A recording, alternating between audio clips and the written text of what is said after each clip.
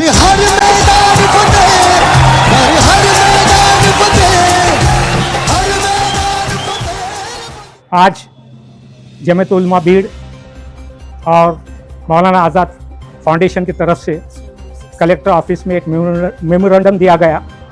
ये मेमोरेंडम आप लोग सुनकर अफसोस करेंगे कि भीड़ ज़िले के अंदर गवर्नमेंट का एक डीएड कॉलेज है जो कई सालों से वहाँ पर टीचर नहीं है। टीचर की अदम मौजूदगी में तलबा तालिबात क्या तालीम हासिल करेंगे, ये सवाली अलामत है। इसको मद्देनज़र रखते हुए आज कलेक्टर ऑफिस के पास मेमोरेंडम दिया गया। पालक मंत्री, शिक्षण मंत्री, अभी सीईओ और तहसीलदार को भी दिया जाएगा।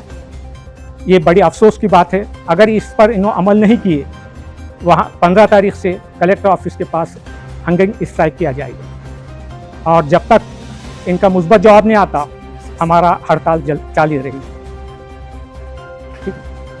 मी जिल्हा कलेक्टर ऑफिस येथे आलतो।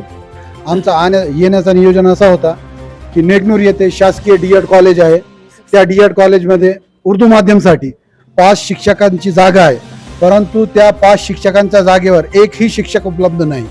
त्यामुळे तिथलच्या विद्यार्थ्यांचा नुकसान होत आहे।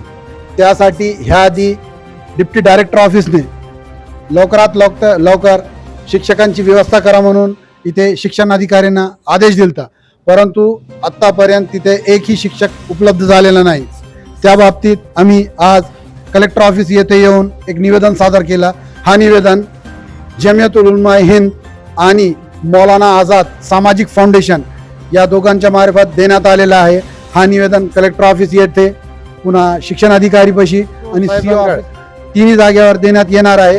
जर लवकरात लवकर शिक्षकांची व्यवस्था नाही झाली तर यापुढे लोकशाही मार्गाने तीव्र आंदोलन छेडण्यात येईल असा इशारा देऊन हा निवेदन देण्यात आलेला आहे। जय हिंद, जय महाराष्ट्र।